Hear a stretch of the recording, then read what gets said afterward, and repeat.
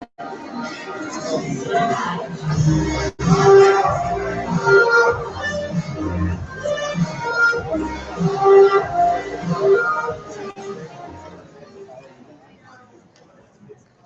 everyone, welcome to Mass Comm Week event. Yeah, Mass Comm Week, here for Mass Comm Week. This is also the Fundamental Digital Online Media class, and I hope you can hear me. Well, today we have got some very special guests with us. We got Annie Warner of Tumblr and Stacey Chen of Google.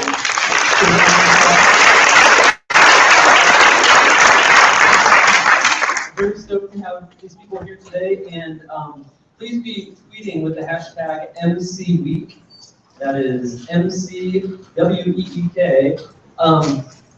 And if you're in my class, you'll have to tweet or Instagram or Facebook or do some kind of social media 3 times throughout the talk, because that's going to be used for an assignment that's coming up. So anyway, I'm going to give the floor to Annie. She's going to talk about her job at Tumblr. And then we're going to hear from Stacey and about what she does at Google. And then we're going to hang out here and just kind of do a Q&A. And we'll have a microphone for you guys to ask questions as well. I'm going to be monitoring the MCWeek hashtag. So if you have any questions, just ask it via Twitter using hashtag MCWeek. So without further ado, here's Annie Warner.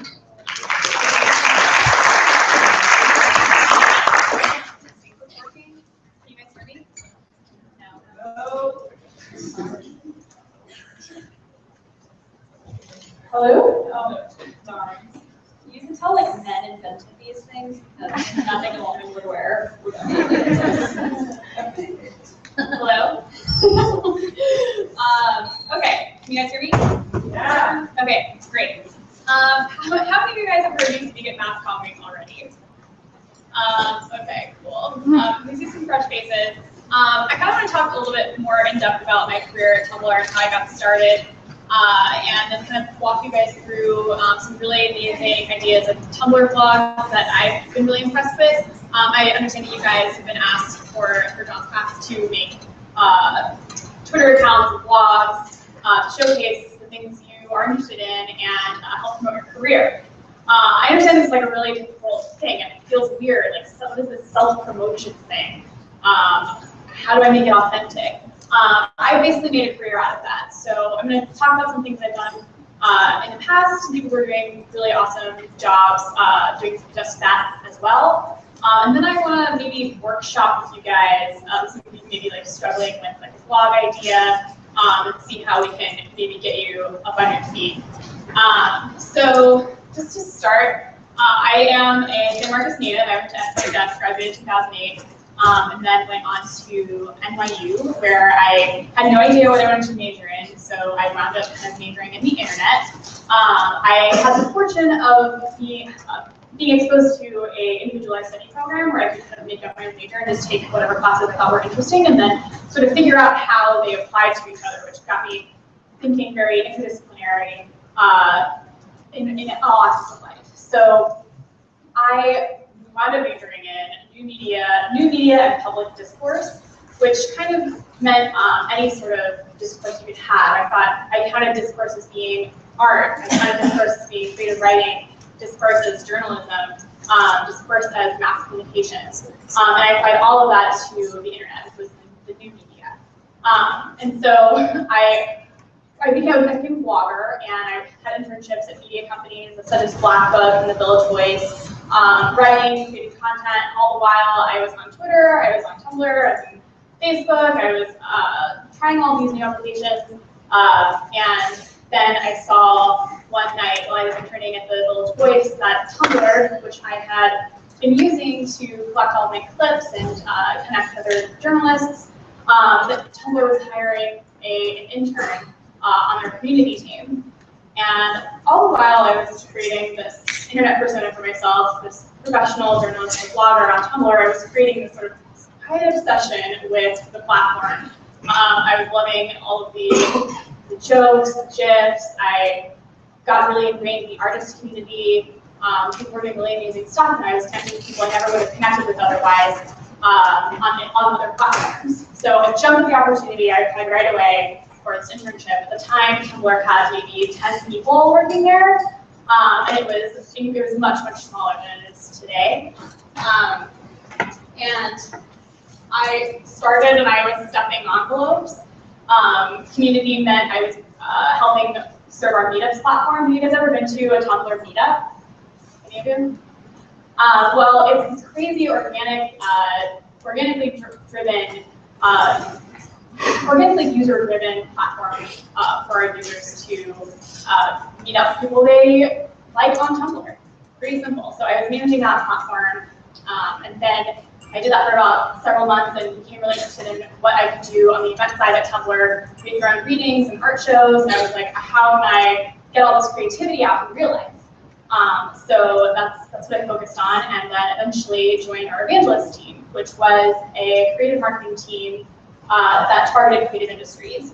We had somebody dedicated to politics on Tumblr, somebody dedicated to music, fashion, books, and I took on art because I had taken a real interest in the artist community at Tumblr and had kind of vaguely studied art in college. There's a portfolio out there somewhere that hopefully no one ever sees. But I wound up being able to apply my interests in creativity and art into this internet application that I really loved. So I was able to connect with artists on Tumblr, I was able to connect with museums and galleries, and make sure that the community was really centralized and felt like it had a home.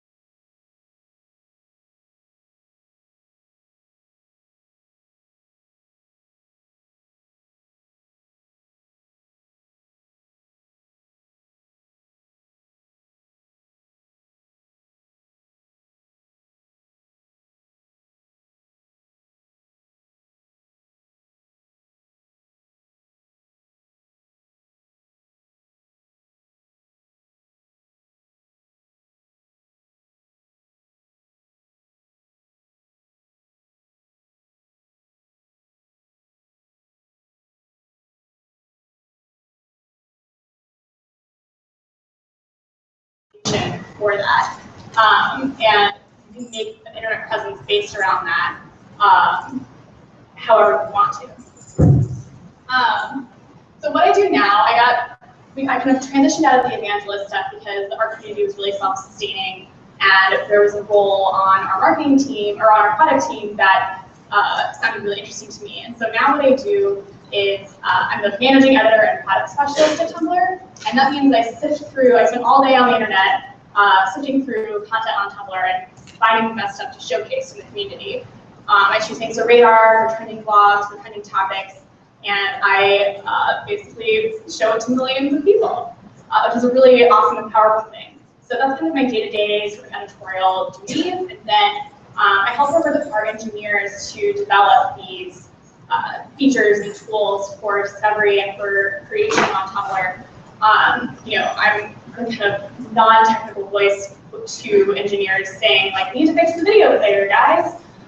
We need to do like all this other stuff that will help our creators make better and more stuff and help us consume our content so much better. So it's a really great job. I basically get paid to brainstorm and sit on the internet all day, like it's a dream. So I was very fortunate. That's me. That's kind of the short story. I worked in digital media for 4 years, and I have lots of friends who are doing really amazing things online. And I've come across some really awesome creators that I kind of want to show you. Creators is kind of like Tumblr lingo, just sort of cool Tumblr users for making original content. So if you hear me say that, that's what I mean, like creators. So I'm just going to show off some really great blog ideas. It's my understanding that you guys have had like a Tumblr how-to kind of basics. That's correct? So you don't need me to tell you like how to use Tumblr, but I think there are some features that can help you create really awesome blog ideas that you might not have thought of before. So one of those features is our Ask Box. People make entire blogs just using our Ask Box. This is one of my favorites. It's called Yo's Racist, and it's this guy, Andrew. I think he's based in LA, and he was kind of really sick of people saying really dumb things in media and on Twitter, and people who were needing help, like deciphering whether their uncle was being racist at the dinner table, they could write in anonymously to this guy and ask if their uncle was being racist, and usually that's the case. So he uses a really very simple internet application, and has very minimal work, but he's created this whole brand for himself, being an expert in race politics on the internet. And so he started fielding all of these questions, and it got some pickup, and now he has a podcast, Yo's Racist podcast, where he talks about race politics and pop culture with various guests who have different insight. But that's just one really simple way, and the way that people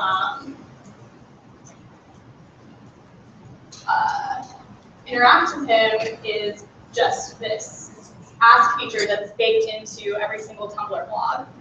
So you can just turn this on your settings, and people can ask you questions anonymously or not. Depends on how truthful they want to be or how nice they want to be. But that was the whole basis for this entire blog.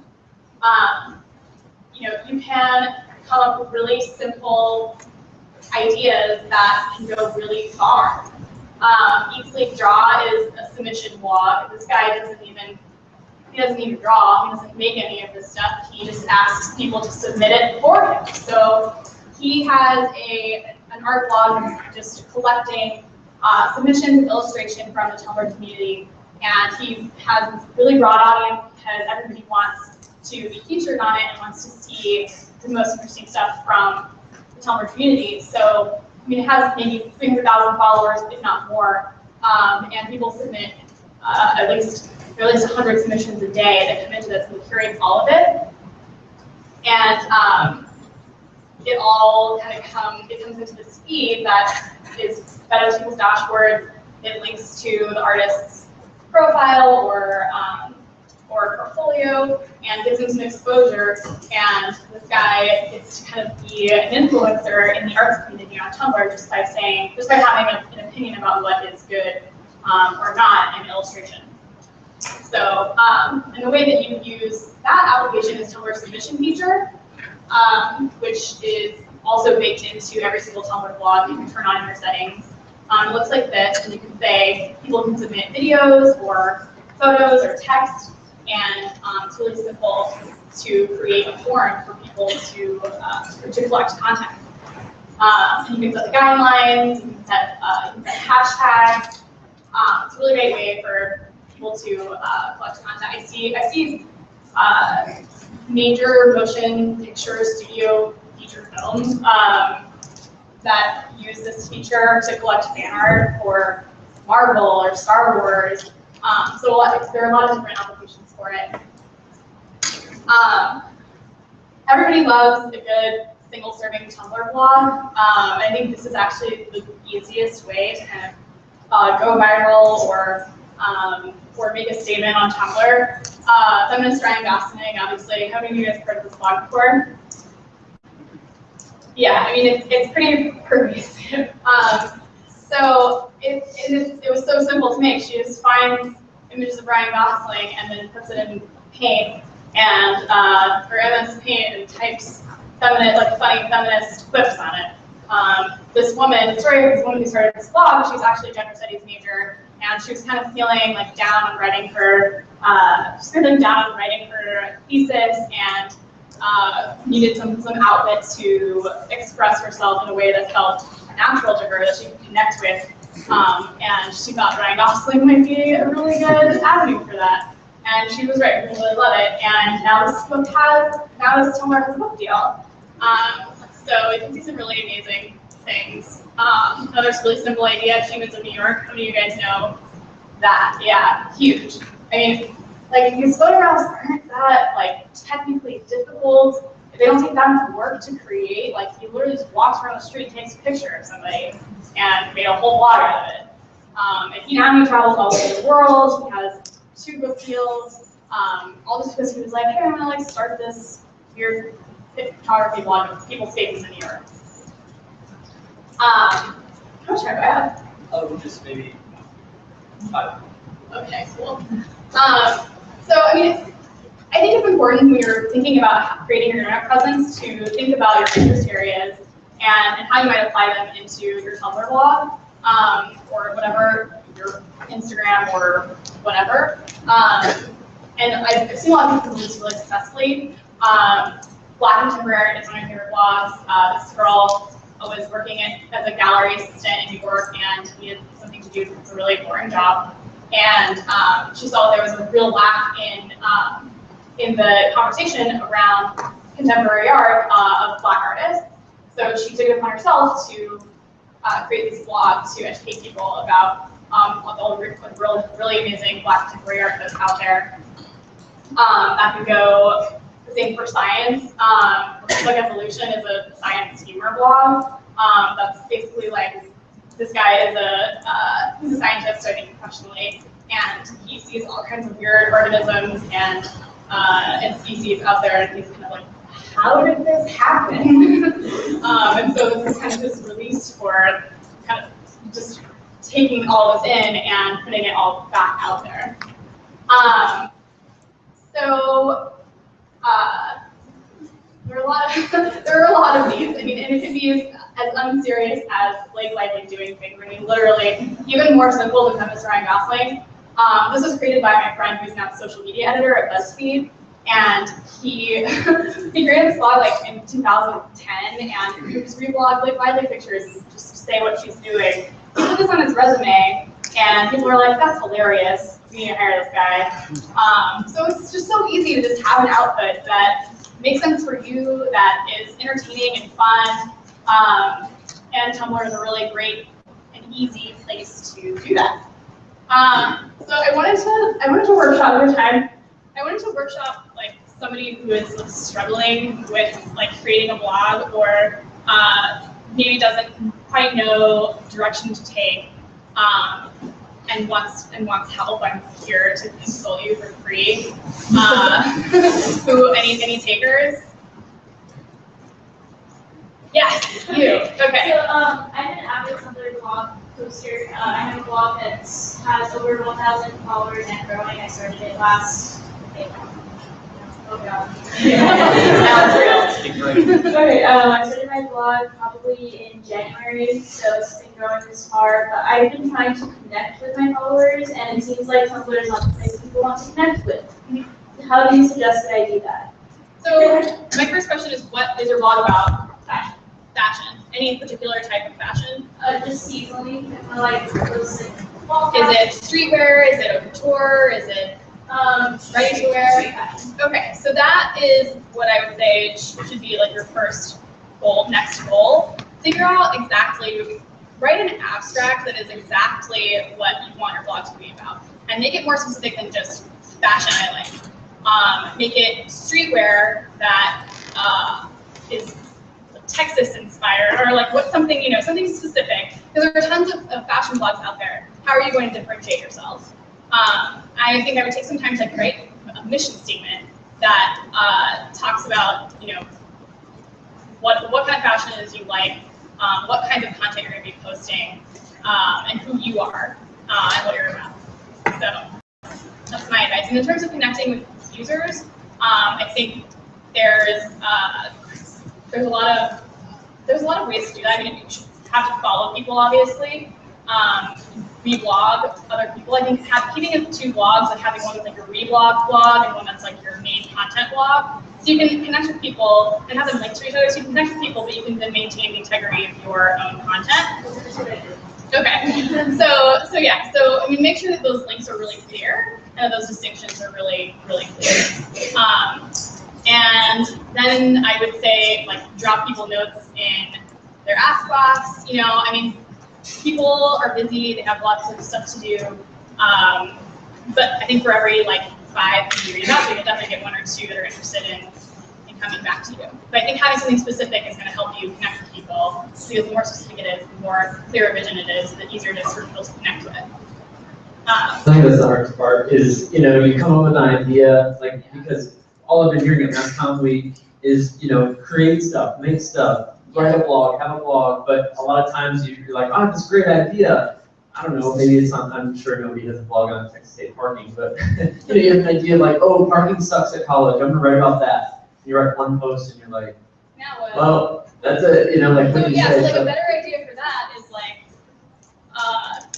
a parking fail like a blog. photo blog, yeah, like a photo blog about like parking fails, you know, like people, because I see this in Texas every single time. It's people who double park. Like, why are you always double parking? Your truck isn't that big. Like, sorry to break it to you, but you don't need to double park.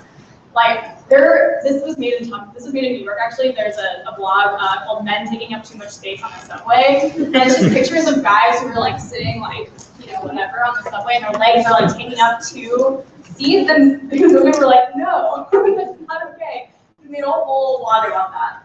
So, you know, always think about what sort of like visual application you can make to an issue you care about or something that is funny to you. Yeah, and it's specific. I know a lot of people in my class have to have a blog, but a lot of us, you know, create blogs on our own, something that we're interested in. And I guess one question I would have of you is, you know, your job is to find the cool blogs, the cool content, and promote it and talk about it. Where do you draw the line between somebody just like ranting about something that you don't really think is that interesting and something that really is something you would want featured? I mean, there are the criteria you look at. Yeah, I think good intentions really matter, and I think, you know, and that goes for the content itself and the presentation of that content. So like, I mean, it's my job to think really broadly about this stuff, and it's my job to be objective and promote things that aren't just my interest areas, because if that were the case, I would be promoting Taylor Swift and like Ryan Gosling, and that's it. And that's not my job. So, I mean, I think like I look for a clear point of view that has that is well presented, both in design and thoughtfulness of content. And otherwise, I mean, anything is pretty much fair game. That's great. Yeah. Well, the reason I wanted to do this like workshop thing was I actually was talking to somebody after the presentation I gave before, or the panel that I was on before, and she was like, I just, you know, I really love feminism. How do you like not make people not bored talking about feminism? I was like, oh, what are you majoring in? She's like, advertising, and I was like, oh, well, like obviously you should make a feminism and advertising blog. And she was like, oh, like she just kind of like made the like connection like between her two interest areas, and there's always an application for something like that. So think about how things connect. Think about how you can specifically make some sort of content around things that you care about. That's all I have, and we can take more questions afterwards. Okay, great. Yeah. And while maybe we're going to hear from Stacey Chan here in a second, I know it's going to be kind of the whole mic switch over, but could you talk about what a Tumblr meetup is? Somebody had a question about what goes on in Tumblr meetup. Oh, sure. Yeah. So I mean, Tumblr meetups can be whatever the Tumblr users want them to be. A lot of them are based around fandoms. So like Doctor Who meetups happen all the time. So like people get together to watch episodes of their favorite TV shows. But sometimes it's just like, hey, meet up in a park and let's hang out. But we've seen people do bowling meetups. We've seen people host concerts that are exclusively Tumblr meetups. We do branded ones too with like TV networks and stuff, but they are completely powered by you, the user, and can be whatever you want within certain guidelines. But it's tumblr.com/meetups where you can learn about that. Yeah. Great. Okay.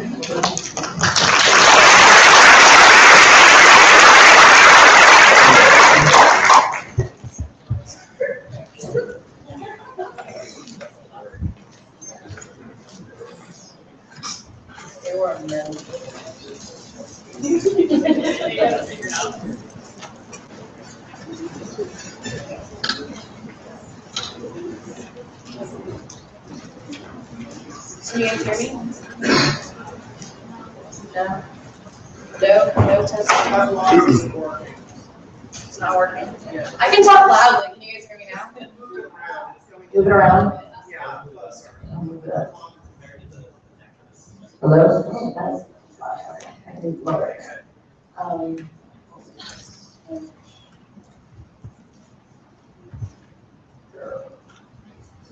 Okay. I have slides prepared, but I tend to go off slides, so if you have a question, just stop and ask me anyway. My name is Stacey Chan. I work for Google, and I have, I think, a very different path than a lot of people at Google started out on. So I hope that it'll be the most relevant for you guys, especially the ones who are later on in college and starting to look for a job. So I started out right after grad school as a reporter.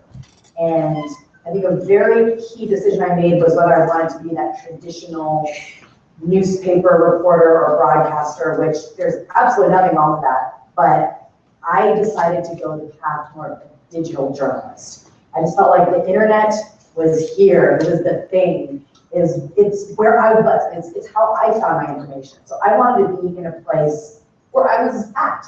So it made sense for me. And I felt with the internet, I was a lot more in control.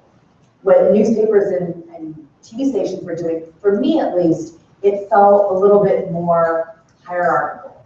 I definitely interned at, I interned at a few newspapers and television stations during college. I loved it, but I also felt like that wasn't the platform that all of my friends and I were on. So I did get a communication undergrad, which was super, super helpful, but it was a little bit more theoretical. So my advice when people ask me, like, oh, do you have to go to grad school? Absolutely not. It was just the right decision for me because I had figured out that I wanted to be a journalist. So I needed more journalism classes. I wasn't ready for this new age media, so I went to grad school. And there, I worked, I had, again, a couple of options. I still could have gone to work at the LA Times from the LA area. I really wanted to go back home. So I applied there. Well, the reason I didn't work there, I didn't get in. I got sick, whatever. I like to think that I decided to go to new media because this other really cool news startup came along. Sorry. Here's mine. So I started to work for this new startup called Patch. It was completely online only. AOL ended up buying it. But the thing that really intrigued me was I got to be my own boss. I was essentially going to launch my own news site. I was going to be the editor, the reporter, the PR person, the marketing person, the social media person. I was managing a budget. I just knew that this was a company that I could exponentially learn at a much faster rate than at any other traditional legacy media company. Let me back up to you. So also another way I got this job was I was open for opportunities. So for those of you looking for jobs now, I would say the best piece of advice is just to talk to people with jobs that you would like to have in 2 or 3 years. Be ready for an opportunity to hit you in the face. Because a lot of times you go to these networking events and you're like, oh, it's a networking event, I really don't want to go. I've already had 5 hours of class today. The last thing I want to do is go to this networking event. But I promise you, first of all, I hate the word networking because it's just really heavy. You're like, oh, it makes it sound like a chore. But just go to any informal event that you find interesting, and you're going to find the person who's going to get you that next job. That's exactly what I did to get my job after Patch at Google News. So my little path here has 2 reasons how I ended up getting to Google. So Patch taught me those entrepreneurial skills. I was doing every aspect of probably the communication skills that you're learning here, from the PR all the way to actual reporting. And then Stanford helped get me the job because I went to one of those alumni networking events, and this guy showed up who graduated 4 years before I did, and he worked at Google. And I said, oh, not that I, am thinking about working at Google now, but it may be somewhere I want to work in the future. I'm going to go talk to him and just pick his brain. I want to know what he does, and I want to know if he likes it. So I got his card, and he works at Google News. It's really neat. I said, oh, definitely gonna keep this card. I still have it today. And I'm gonna keep in mind his name and his contact info in case I ever want to start working for that company. So it was really a combination of who I knew, David, who is my coworker now, and then what I knew. So the old adage of it's not who you know, it's what you know, it really is a combo of work. You can't do one without the other. And so after Patch, I felt really ready to apply to Google.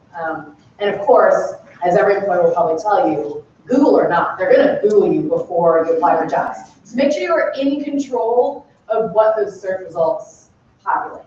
And again, it's all done algorithmically, but what you can do is start a Tumblr. Show something that you're passionate about.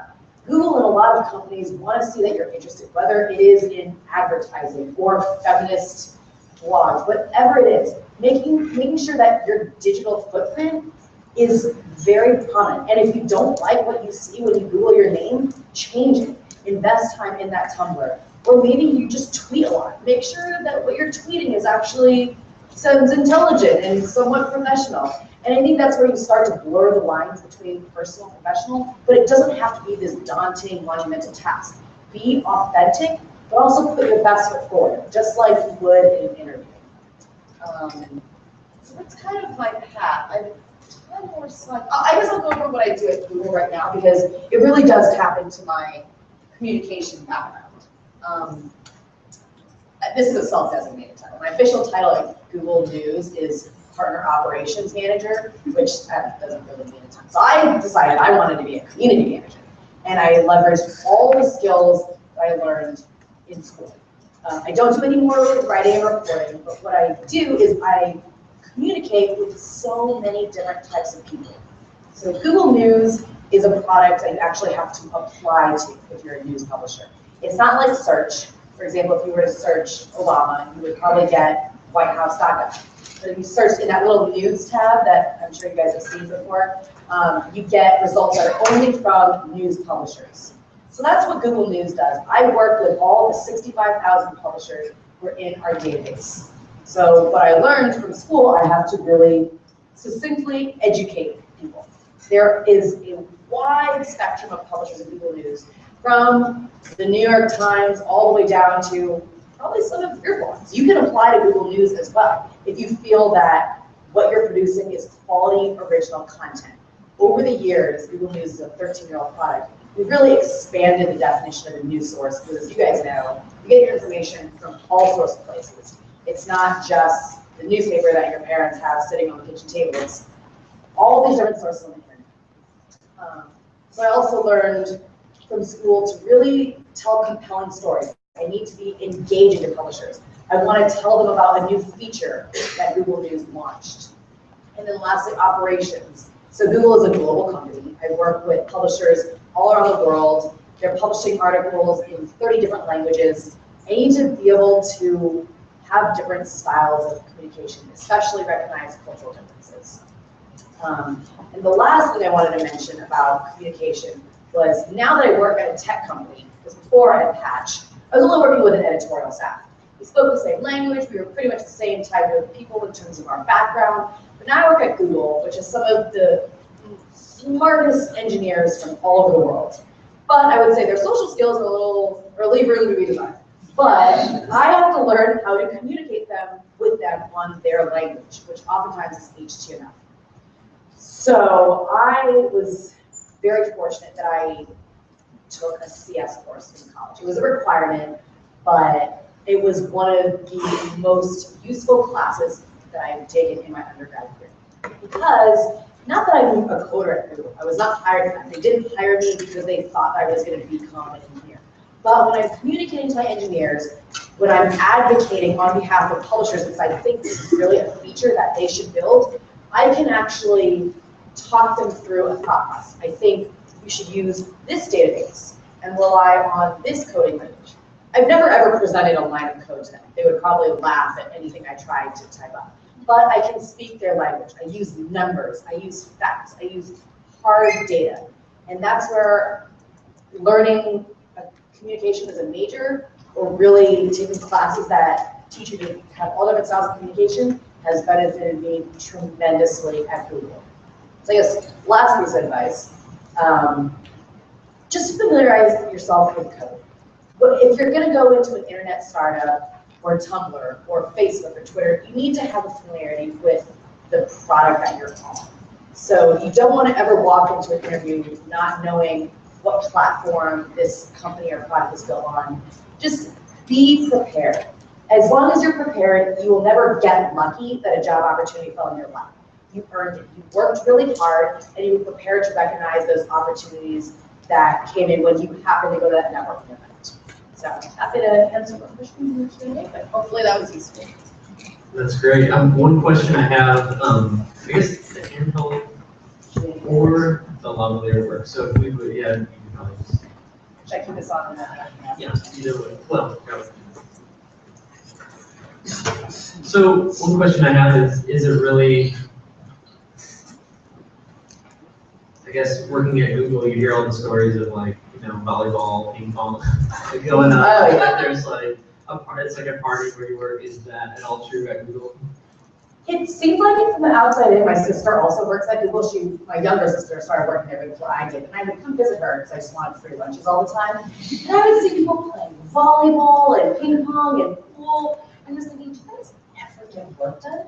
But it's a really great place to have a good work-life balance. I mean, you can't work every single minute of every single day. And my manager and all managers there really empower us. If you need a break, you need a break. I mean, studies show that you're supposed to actually, the 20-20-20 rule, you're supposed to, every 20 seconds, look 20 feet away and for 20 seconds. So you just, we foster a culture where you know what your work ethic is, you know what environments that you work best in, and they completely trust us to just get our work done. And then if you go need to play that game of pool, that's really fun. So we have a mic set up here in the middle. If you have a question, you didn't get to answer it on Twitter, go ahead and line up. Please don't all rush at once, but do line up. These are some really outstanding people that we have you guys to network with and talk and just ask any questions you might have. While you guys line up, I've got a question here from Twitter for Stacy. What are some skills you wish you had while working for Patch? And what are some skills you gained? Absolutely, really excellent question. There's some skills I wish. I think, I was right out of school when I got my job. I was wide-eyed. Oh my gosh, I'm working for a startup. I had no branding experience, if that makes sense. Because what I was doing was, I was working for a startup and I was, I had to create this new site from scratch. So I wish I had taken a course to think more holistically about, or more of a strategic class to think about myself and my brand. I don't know if you guys teach that, but this class is actually perfectly about that. It's not a major, but yes. Yes, personal brand and company brand. So I guess I had to rely on like zero PR experience. But I wish I had learned how to cohesively pull together the marketing part, tied into social media, tied into PR, to learn how to create a brand.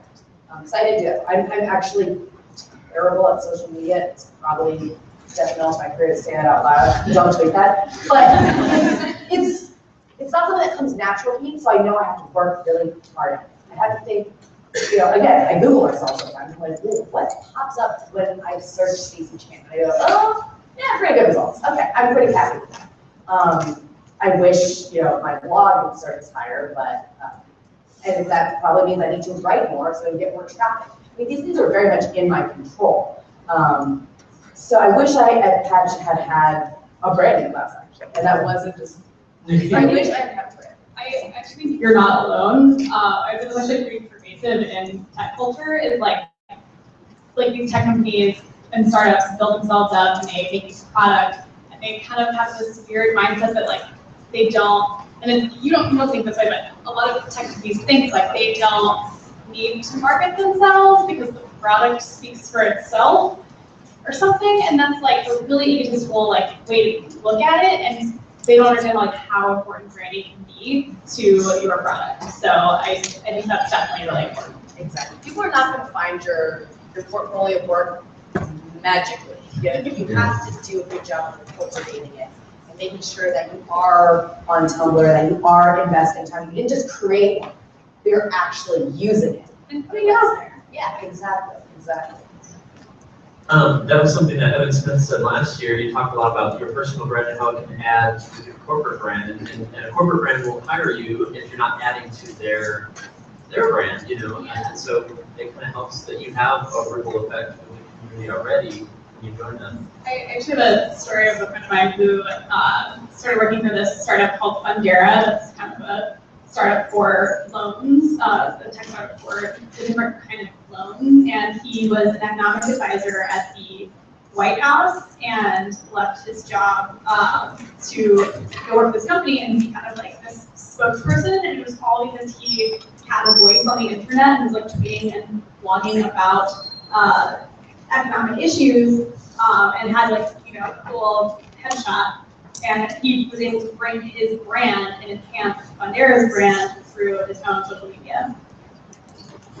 We have a question for Annie.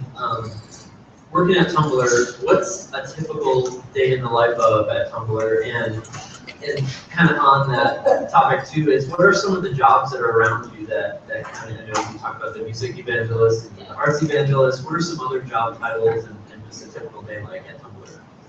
Yeah, I mean, I'd like to say that there's like no typical day at Tumblr, but that's not true. I mean, my day-to-day activities are editorial. I get up and I have searches that I can go through and trending tools on the back end that I use to help me find new things. And I go through those every single day. I'm always kind of working on a special project, so that'll kind of take up my afternoon. My team is actually really interesting. It's the content and community team, but we're changing our name to Culture and Trends. And the people who are on my team have all kinds of jobs. So I'm kind of the editorially focused person. We have a user communications manager who manages our email marketing. So she takes all the stuff that I'm curating and putting onto our trending and makes that a marketable email that we can send out to our users outside of our network, or outside of the dashboard. And then we have someone who's actually has a master's of library science, who is kind of a researcher, and she helps keep us fresh and helps find these really interesting communities and helps us kind of dissect what those communities are about and how they use Tumblr. So it's a really like academic approach to an internet job. She's actually known as like the meme librarian, and she used to work at NoYourMeme.com. We coached her to come do the same thing for the Tumblr community. So lots of really crazy jobs. We have an evangelist for fashion, we have an evangelist for music. All the marketing roles are all like dispersed in this weird way, in like a really not cohesive way, unfortunately. But that's made a lot of room for really interesting growth and development in these creative industries.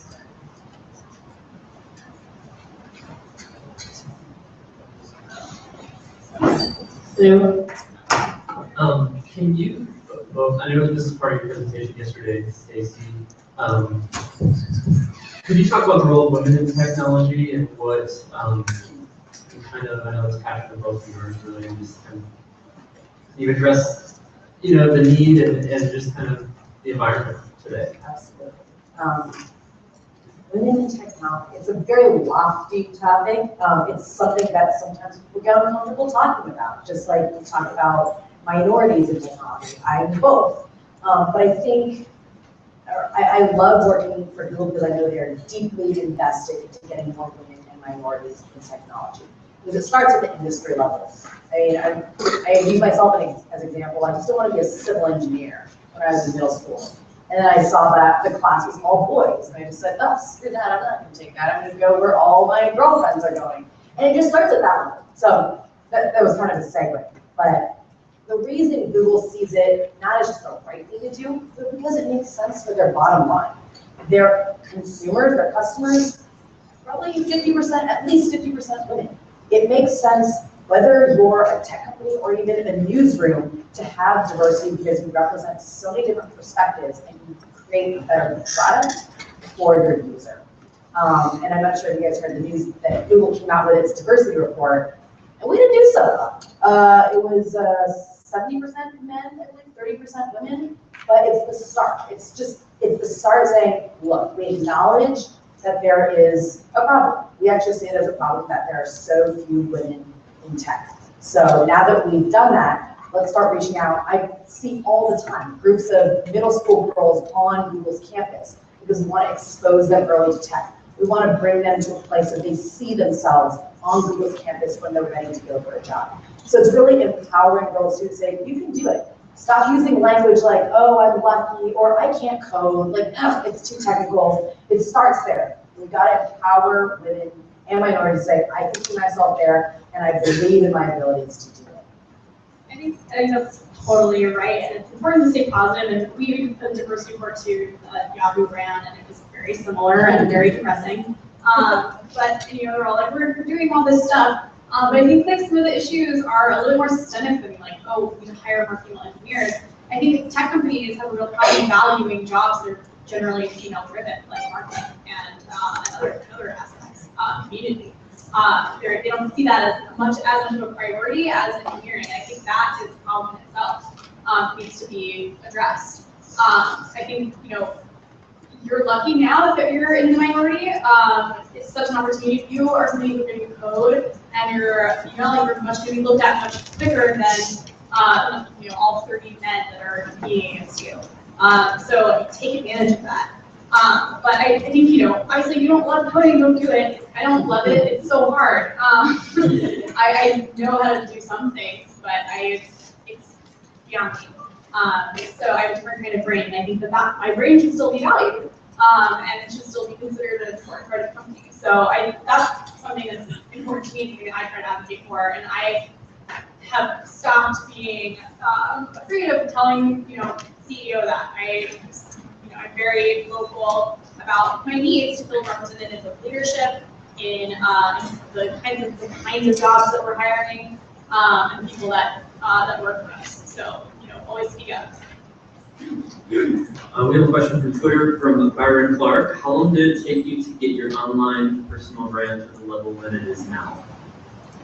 Always a work in progress. Yeah, I'd say it's always a work in progress. I started Tumblr, even when I was just hired at Tumblr, I had maybe a few hundred followers. But it was, as I was applying for stuff, it was kind of like, oh, this quality is really, really nice. It wasn't like groundbreaking, but it was, and it still isn't. I'm just a person, and I think it's okay to just be a person and be who you are. If you just want to be an internet professional. I'm by no means an internet personality. Like no one would pay me to make a YouTube video. But like my persona is important to my job, and it's work in progress. Yeah, definitely. Mine's still imperfect. I think, and I don't mind. It's a representative of flight. Again, if you were to search it, it very much blends my personal and professional. Because when I was younger, before I moved up to the Bay Area, I lived in LA, and what did every kid in LA do? They were in the acting business. So yeah, my IMDb page shows up as like result something. And it's actually a really fun fact when I go into interviews, because people, again, of course they Googled me before they came to even ask me for an interview. So I own it. I don't try to separate myself. It's something that I'm proud of. And again, I have no control on what I'm clicking on, so it's not like I have control of those search results. But it is something I'm now proud of, and I try to proactively talk about versus have people go, like, wait, is that the same Stacey Chan? Like, it doesn't make any sense. So I'm trying to create like a whole person, both my personal life, even high school. I was a kid when I did that stuff, but also with stuff that's very current and relevant now. I just combine them. That's great. This might be a question for both of you, but I'm sure you both can answer it. But in trying to create your personal brand or build your portfolio online or stay blogging, I know a lot of students in here probably run out of ideas, or just kind of need that, some kind of motivation or what do you do to stay motivated, and what do you do that inspires you? Well, I have a really voracious media diet, and reading a lot of stuff on the internet inspires me to react and respond to it constantly. And then I think also new technologies. I wasn't taking pictures anymore, and Instagram came out. Suddenly I'm like, photos all the time. So, explore what those new technologies are, and, if you aren't really jiving with, Twitter or Tumblr, like try Instagram, try Vine. Try to find like the technology and mediums that you really jive with. Absolutely. I mean, it starts small. Again, I had to do baby steps. I didn't feel comfortable, writing a full-length blog post. So it was little things like I retweeted articles just to start, and I said, okay, I'm going to write a longer Facebook post. And then it just really grows organically from that, and you'll find what you're passionate about. Like, look at what you tweeted out or wrote on Facebook about. Those are your passions. You'll get charged up and fired up over something, and things go viral for a reason. What did your friend share that you just had to share to all of your friends? Those are the things that you can probably expand, a few paragraphs, add another photo. Those are the things that you can cultivate and really expand upon. So working at a big tech company, I think you both have very non-traditional jobs that didn't exist 5 years ago. Very fragmented job titles now that are just kind of, anyone could create their job, really, what you did, what you did. But what would you say is probably the most important for students to be doing right now while they're getting their mass comm degrees, probably wanting to do something that's maybe not traditional? Maybe what class would you recommend they take, or what would you say that they should focus on the most? Skills or, yeah, which skill? Which skill? Writing, we've heard a lot about that. It depends what you want to do, but I mean, the thing that's going to be most applicable and in the most demand is going to be coding. So I mean, give it a shot. Like try to learn how to code. Beyond that, I think like exploring your interest areas and exploring the types of things you can make content about, as opposed to just like content for content's sake or just like journalism for journalism's sake. Really expand your horizons. I think like there's not like one thing. Yeah. Right. I completely agree with you. Yeah, take some sort of introductory coding course just so you don't feel scared or overwhelmed when you do have to go talk to an engineer.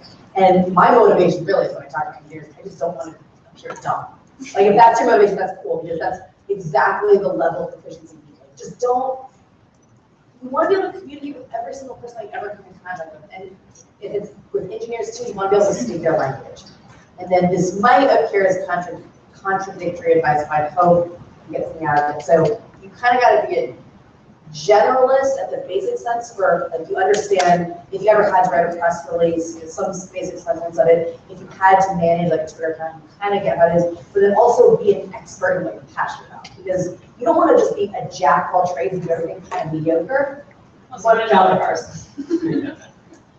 But yeah. Generalist, I really am. Right. But then you're passionate about that too. So that's where it shines. Like Angel are passionate about partnering with people and empowering them to find their expertise. Like that is an expertise in and of itself.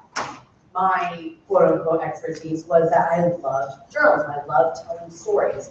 And I think that was also one of the things that got me hired at Google because on my small operations team, aside from me and my manager, I am the only one with journalism experience. So how can we say on our team that we're supporting publishers if none of us understand what that experience is like? So I think that really helped me get my job because I just like exuded passion. I think they were a little bit frightened about how passionate I was in my passion. Yeah, they're like, we need to calm down. We get it. So again, get a basic understanding of everything, but then find a thing that really gets you excited every day. Like what class are you excited to go to? That's probably your passion. Yeah, exactly. You're awesome. Branding. Yeah, that's great. So do what you love what you do. Just lost my question, but I was going to also ask. It's a very serious question that somebody asked on Twitter. Have either of you met Tom from MySpace? Yeah, actually. Yeah, he used to be like a rock star at Southside. Yeah, he's around still. He's based in Austin, right? Yeah, I don't even remember me, but I remember him. So when getting that first job, that first internship, and a lot of students are just trying to get that foot in the door, how much of it is networking and how much of it is them, knowing the skills, having the blogs, having, their social media up to par? think it depends where you are in your college career. So if you're a freshman, sophomore, just learn. Take all the internships you can. Because especially when you're doing that, you're going to end up meeting the people who you're working for. Like, oh, clearly, for example, internship turned into a full-time job. And when you're at those internships, make sure you're the first one in, last one out. Because we have so many candidates who want that job. If you're not impressing them during your internship or when you have the opportunity, why should they take a chance on you to be a full-time staff member when they're actually going to have to pay you? And then later on towards college, again, go talk to people whose jobs you want. Because they're eventually going to move on to something else, and then they're going to need someone to fill their position. And they're going to remember that bright, young person who was really smart and knew a lot about the industry and had interesting things to say because they just read something on the news. They had a voracious media diet, and you would just really impress them because you had a very natural, organic, stimulating conversation. I think that's totally right. You don't want to network until you kind of have something to show and something to offer. Like just kind of fangirl or like throwing out isn't gonna work here. Like that's fine if you're meeting like Harry Styles from One Direction, but if you're meeting like your future boss, like have a reason to meet them, have a reason to have something interesting to say, have something interesting to show. And so you gotta be a little well versed in what you're interested in, what your networking does. Do your research. And this is something that I get often, like, oh, how can I get a job at Google? And I didn't know this page existed either, but what I always recommend is go to google.com/jobs. Find a job that you would like first, because Google is a huge company. I guarantee there's likely a position for you if you're passionate about something. So just wanting to work for Google, like, a lot of people want to do that. But if you are a software engineer or you're really interested in the health industry, you're really getting into health stuff, check out that page, find a job position that interests you and kind of work towards that. I heard you talk about sales is probably a good place to start. You wanted to just jump into Google. Yeah. Yeah, if you want to. So where do you guys see yourselves in 5 years? About that part? I don't know. I didn't know the answer to this 5 years ago, so. Yeah, who knows? That's a great, I know. great answer. No, I mean, I think I'll still be working on the internet in some capacity. I think it's like there's no way around that in any job you would ever want has some sort of internet application to it. I would love, talking about dreams, I would love to be a founder. I would love to start a company. I'd love to build another startup from the ground up and be a little bit more hands-on, not just the intern.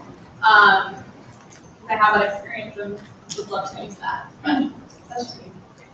5 years, my passion is still in the media industry. I would love to go back and be in a newsroom. I love Google, but I don't do any content creation. It's all aggregation. So potentially I can see myself going back to newsroom and being some sort of content strategist, an editor type role. But something to always keep in mind, Annie and I are still looking for jobs even at our jobs. Not that we're looking to jump ship anytime, but we're always on the market as well. You never know when a good opportunity is going to pop up. So it's hard to say within the next 5 years, but even within the next 5 months, we don't know. I love my job currently, and I love to do it. We hear a lot about the future of journalism, the future of media. We actually have the 3rd largest major at Texas State in the School of Journalism. But a lot of people are like, "Oh, you're running journalism? That's an old, dying major." But it's more opportunistic, Absolutely. It sounds like. And one thing we do. Journalism is a weird word. Like, content is like what it is now. Like you can be a journalist, you can be a content creator, you can be a social media editor. Those are all jobs that are hiring, and there's actually a huge media bubble now. Like media companies are getting bigger and hiring, especially if they're tech focused. Like BuzzFeed has over 600 employees now, they're hiring 10 people a week. Like journalism is not dying right now, you guys. Like that is a myth.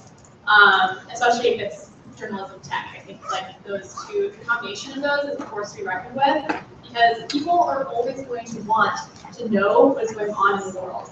And that is never going to go away. So the companies that are making that happen in a way that is innovative and speaks to the right audience, that's always going to exist. So whether or not the New York Times will still have a paper or newspaper, like in the next 10 years, I don't know. I don't care. That's not how I read it. But like that doesn't mean the journalism is dying. It's changing.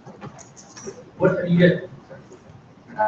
Yeah, and I think, my undergrad was in communication. Everyone communicates. That'll never go away. I got a journalism degree. I think people do that so favorably because I know how to write. I think that's almost a lost art these days. I'm worried that it's becoming a lost art. Because you see some of the emails that people write and go, oh my gosh, we didn't know how to string together a sentence. You guys are getting at least that foundation. People will think that you're actually intelligent because you know how to write. So that's something that will never go out of fashion. It's never going to become obsolete. So that's hugely important. Like Annie was saying, it's about content, media. They're just different words for something that may seem a little anachronistic, but it's definitely not effective. A lot of what we talk about in this class is social media and how each social media site is different. And I guess, where have you guys seen any, or is like Tumblr or Google even taking cues from social media sites like Snapchat or Vine, or trying to tell news and stories in a little bit different way? Can you talk about kind of what innovations are happening that you've seen, or are you allowed to? Yeah, I love it when media companies use Snapchat. It's really cute. No,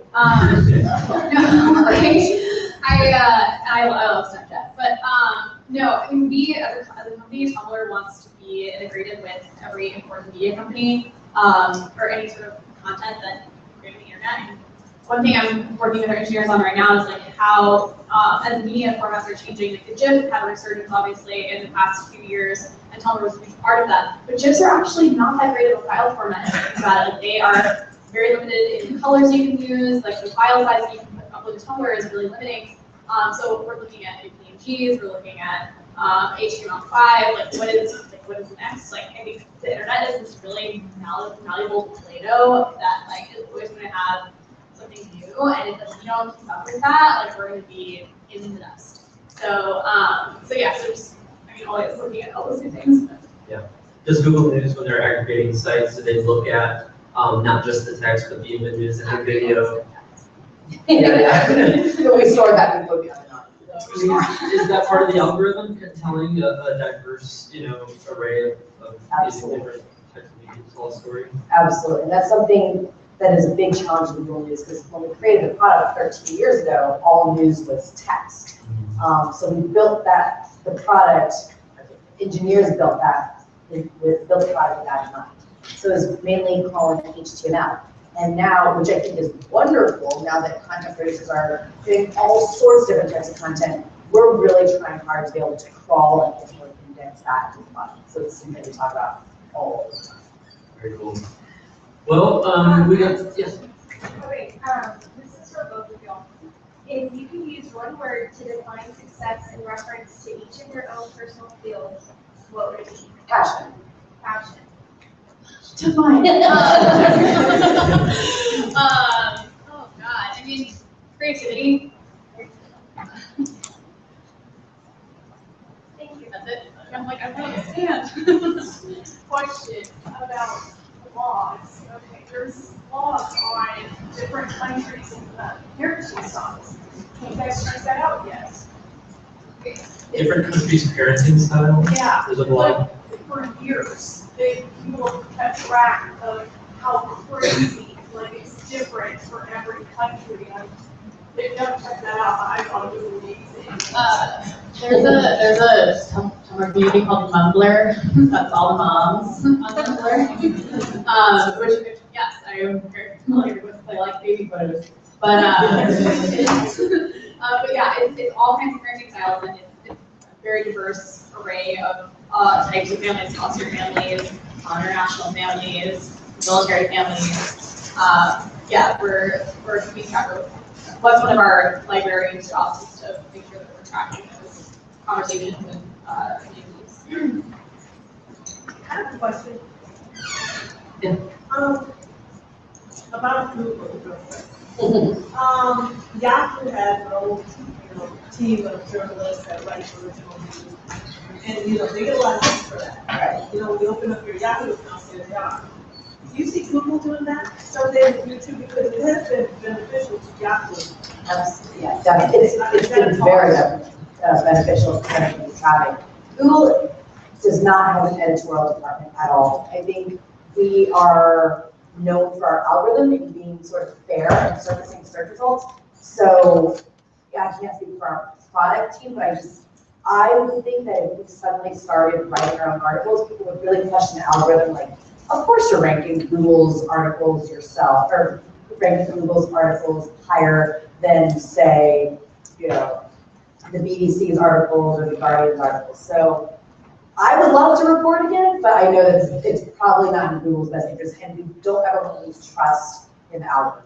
Right, like the common business is very stark there, like people are already like very questioning of the authority that goes on there. I can actually speak to Yahoo because it's my parent company. It owns Tumblr, and I think they are really kind of struggling. I mean, they're not struggling, but like kind of going through an identity molding period. I mean, they've been content creators for a while, but like originally Yahoo was a search engine, and it was a very different kind of search engine than Google was. Google was just straight, you know, what are people looking for? Type it in, and it'll give you the results. And Yahoo was a little bit more like curated and edited, and Google won. You know, like Google won out that model and have become experts and have an amazing tool for aggregating and surfacing search results. So Yahoo is trying to figure out, like, okay, if you can't be like the number one like search engine, or that's what the model that we thought was going to work, didn't work. You know, how can we get a leg up? How can we have our brand be one of the top internet destinations in the world? So a little different philosophies take place in the company, and like over the years after 2 internet bubbles, like they've taken completely different shapes. We have time for a couple more questions. If you have one, come up to the mic here, and we got one right here. Yes. Is this working? Yeah. Okay. This is for Mrs. Chan. I would like to hear you describe how your experience in Germany and how what did you learn that you couldn't learn somewhere else? Sorry, What did you learn in Germany? Germany? Yes, in Germany. I've been to Berlin. Your My journey. journey. Oh, I'm in Germany. Wow. I did learn a lot. Actually, they're my journalists. What did you learn in your journey? And Mrs. Chan is my mom. I like here. I'm like, oh, yes, ma'am. Oh, that's so cool. You had the Fulbright scholarship and you went to Berlin to study, didn't you?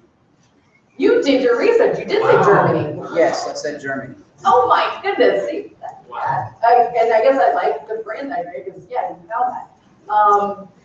Wow, my experience in Berlin. So I did a Fulbright there for a week. I think the thing that I learned that was the biggest just shock was that they were so, the news organizations there were so resistant to digital innovation. And I think it felt like America 10 years ago. We're like, oh, what's this thing called the internet? It's a fad. You know, newspapers are just the way we've got our information forever. It'll just go away. You know what? It did. It is here to stay. And I think because German publishers feel that people are willing to pay like $6 for a magazine, which is kind of shocking to me, just because that financial model doesn't work here anymore. I worry, and being like the lone representative from Google and talking to all these German publications, I didn't want to be the doom and gloom voice, but I wanted to really champion the internet, and it's something that they could use to grow their audience and be where their audience is at, not something that was antagonistic or competitive. So that is so funny.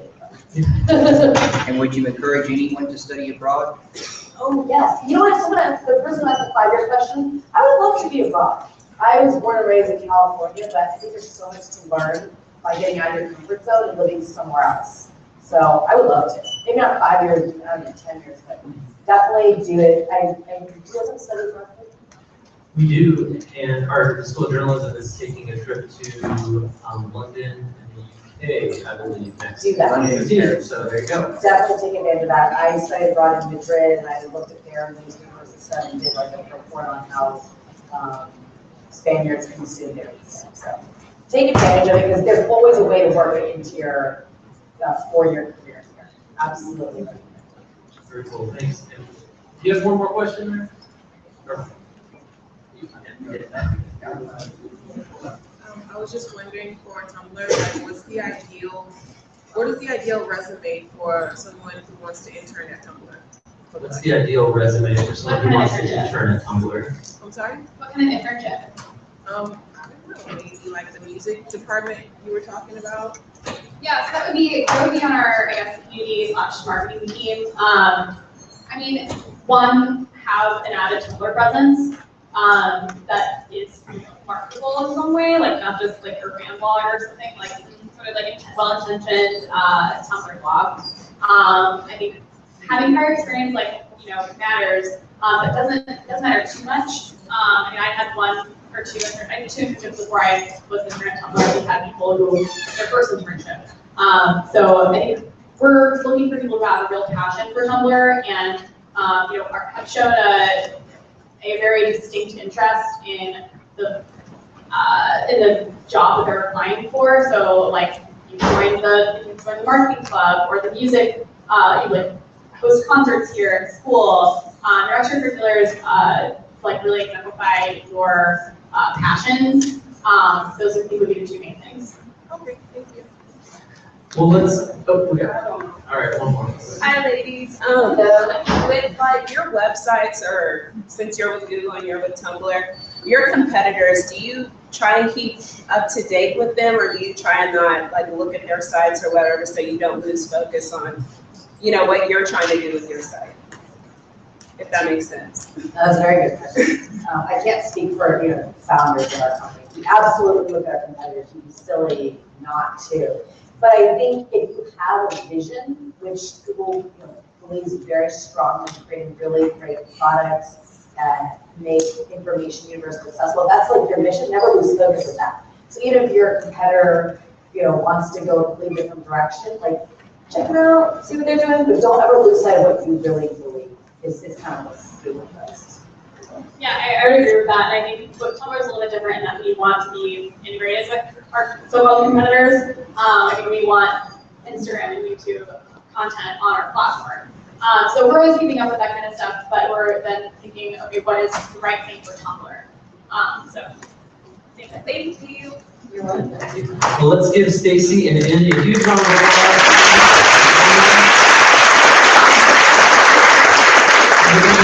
A little bit, do you have any questions that you want to ask them? What do you want to ask? All right. Thanks for being the favorite part of the panel. Yeah. All right, thanks again.